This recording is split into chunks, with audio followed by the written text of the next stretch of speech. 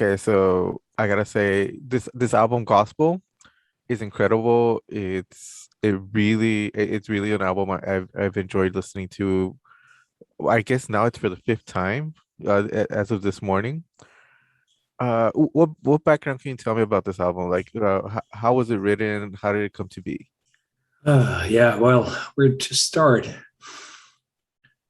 Um, well, it is a quite intense album. We worked with it for it's over a year when we started working on it. It was September and October last year that we made all the songs, and it's Anders and I were in the studio to try to sort out what to do next because we had been through all these circumstances you can call it that postponed things, that put things on hold. So we were doing rehearsals and we were doing songwriting since Lex Amentiae, the first album, but the first album was more like a collection of songs, but when we were quite happy with it, but it wasn't, it was on a step towards where we wanted to be with or go with order. So when we sat down last year, Anders has just been declared free from cancer. I don't know if you know this, but he was diagnosed with some really severe cancer, which put everything on hold, his whole life on hold, not only order for a year. But when he came out of that, we were looking back at all the stuff that we had been, accumulated over the times, and we couldn't find it. It lacked something. We couldn't find this red thread. We couldn't find the good feel of it. It actually it probably just reflected the way that things had been on and off. That we really didn't get into any zone, so to speak. So what we were trying to do when we sat down was to go through all the stuff, but we decided after a while that this is not going anywhere. It could be some great songs, and we could make Lex Amentiae #2, volume 2. But we didn't want to do that. We felt that we had come further, so we ditched it all. So we took all the material that had accumulated for 3 years and just threw it away in the bin and started anew. And as soon as we'd done that, that turned out to be a very wise decision, because then we immediately went into a zone of creativity and intensity, and it was just I wouldn't say call it overwhelming, but it was all consuming, if that is a term we can use. It's kind of this intense where we went into the rehearsal studio, made the first song in one evening. That was The Bringer of Salt. Next week, we went in the studio again, the same energy, the same ideas, was trying to work. And at the end of it, we ended up with a song. And this is how September and October went. We just went through from one great experience to the next great experience. And as we wrote the music, the way we write music is that I sit behind the set, and Anders is doing his guitars. He's incredibly skilled in what he does, so he changes within seconds. So we're kind of jamming through it and trying different angles, different riffs, different rhythm structures, and this is how we go. And then if we feel that something feels right, we double down and triple down on that and see where it takes us. And then we cut everything up, and we try to set the arrangement as well as we can. So we have this demo of a song that we do that when we write, and this was going very intensely. So as we were finishing the song, I would sit down and I would write down the lyrics, and it came. It was. The lyrics was, a response to the music that we were actually writing. So I think we managed this nice dance, if you like, between the music and the lyrics, and everything felt right. Yeah. And when we looked back at everything, when we getting at the end of it, like in October, and looked back at all the songs, it turned out that it was all about this intensity of life, this suffering of being human. So that's when we decided to say that, okay, this is what we've been making. So what is this? And we came up to, it's kind of a message. It's kind of a gospel, a gospel of life. Awesome. I guess that's where the album name comes from as well. Absolutely. The drums in a metal band are frantic. They are intense. Uh, how do you keep that energy up throughout an entire album? Because there is no letting like letting go of this album. It seems like the drums intensify over and over and over again throughout the tracks. Thank you. I'm not sure how to answer that. It's just, I think it's because this is a very personal album. I said it many times over now. And it's personal in the sense that this comes, it comes directly from within. I'm not sure if that makes sense for people, but you can do things like intellectually and do whiteboards and structure, do the right thing. But this is just coming, and it came like in a one go. So that's why it's this kind of gospel, now this kind of concept album, the gospel. And I think what you hear and what you describe as an intensity that never, it goes on and on, that's just where we were at that time. This is the intensity that came from within. So it just felt so right to go there. We're letting everything loose, both on all the instruments, but also on drums. And it's been important for us to keep the drums sounding like drums and not some kind of rhythm sounds in the background. We want the volume of the drums to come through like in old days, and I think that also has enhanced this intensity. For a lot of people, the drums are a rhythm section, but in this album, they definitely seem to lead the instrumental parts of these songs.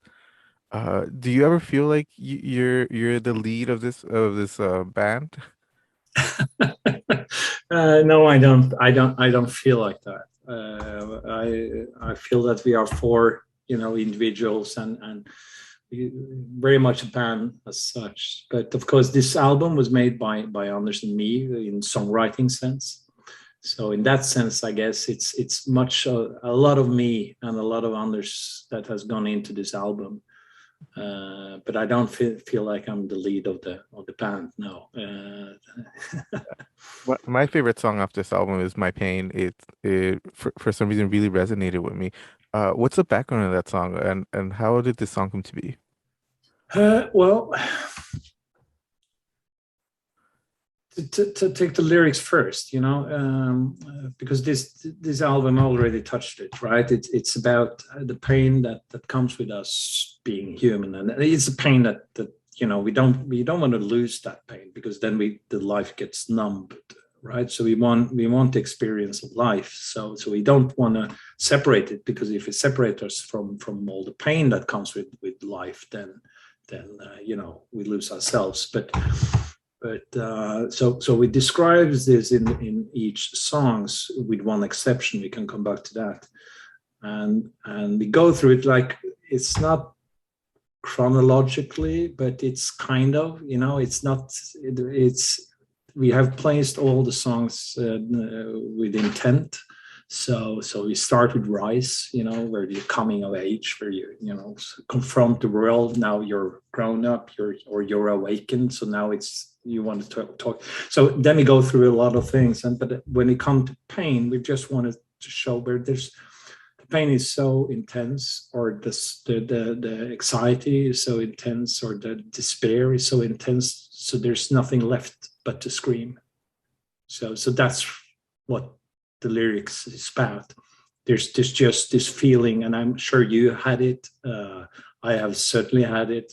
I think it's a universal, that sometimes you just get to a point where you can't do nothing but to scream. So and I think that's what this song is all about. That's also how the intensity of it is. This without compromise.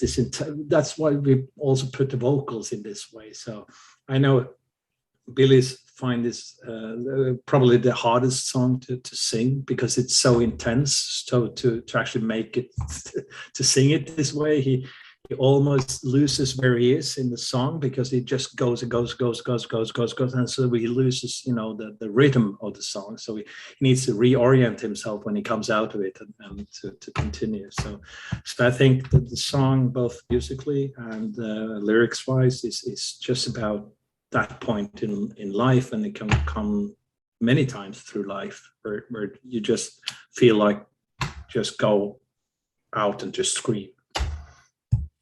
And which song is the exception to that? Yeah, well, that's actually the title song. The title song is the gospel is not about human suffering. It's not about the lonesome or lonely journey a human experience when they go through life. It's a story that it's actually some lyric, a text that Billy had made from before. So he's the writer of that. I've written all the other lyrics, but he's written this one. And it's about a story from old times, so it's a true story. It's told in parallels and in an enigmatic way. But if you know what to look for, it comes quite clear what it's all about. So, and when we had done that song, actually that song started being fast, but we didn't like it. So we liked it. It was kind of intense, but we thought that if we slow it down, maybe the volume of the riff would become better. So we tried that, and it turned out great. It was kind of this huge, slow moving song. And we decided to try that lyric, and Billy did, and it fitted just perfect. So that was kind of an art by accident. But the double meaning of the gospel, I think it's a gospel in itself. So that's why it's kind of the anomaly on the album, but still I find it nice to have this double meaning. So the album is called the gospel. All the songs is about human suffering and feelings and anxiety that we all experience, and then we have this title song, which is a story, a gospel about something that happened some years ago that is still remembered today, and which has affected the people involved. Well, this album is incredible. I think every song has its own little unique part that makes it stand out. And even the transition songs, they're enjoyable to listen to. Thank you. I hope that you guys continue having good health and I get to hear more music from you guys because I am hooked on your guys' music. Really, well, thank you. I'm flattered. I really am. Especially since it's been so intense for us to make this happen. I think we tried really hard to be honest and just to let everything go. Just no limits. No. Well, I'm not sure if I find the right English words for this, but it's about letting everything loose. No security. Just let yourself go and see how it goes. And it's been very satisfying. So when you say that you like it and that you're hooked, it's good to hear. I want everyone to hear this album because it's a very personal, important album for us all. It's not important that you like it, but of course, if you like it, that's great, because we are so satisfied with the album ourselves. I still listen to it. If we finished the album in May, I still listening to it myself. So that's not common. When you finish an album, you probably know the feeling if you have played music. Then you need a pause. But I haven't had a pause from this material yet after a year. So I really enjoyed it. I'm going to love playing this live. Awesome. Well, thank you very much for your time, and I will hopefully talk to you again soon. Absolutely. Thank you, and have a nice day.